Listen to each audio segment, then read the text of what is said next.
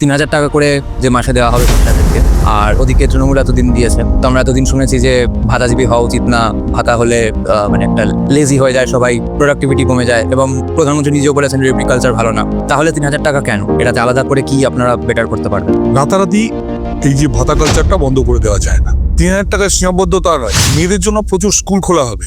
সরকার যারা নাকি রেপ করছে, যারা মার্ডার করছে, তাদের জন্য সুপ্রিম কোর্টে বড় বড় লয়ার পাঠাচ্ছে।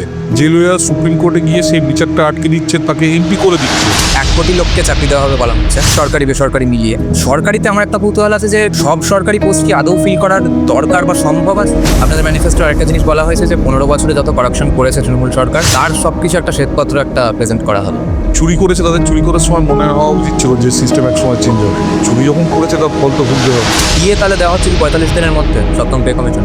জ্যোতিবাবু আইএসআই এর প্রফেসর দেবকুমার বসু এবং দীপেন ঘোষ এরা এমন একটা পে কমিশন বানিয়েছিলেন 66-এ মেডিকেল কলেজের চিফ মেডিকেল অফিসার আপনার যে কম্পাউন্ডার, দুজনের এক মান। কেমন ফিডব্যাক দেখছেন? অমিত শাহর যা র্যালি হচ্ছে, শুভেন্দুবাবুর যা র্যালি হচ্ছে, এই লোক লস্কর যা দেখছেন র্যালিতে, সেটা কি ট্রান্সফার হবে ভোটে? মানুষ এবার প্রিপেয়ার্ড।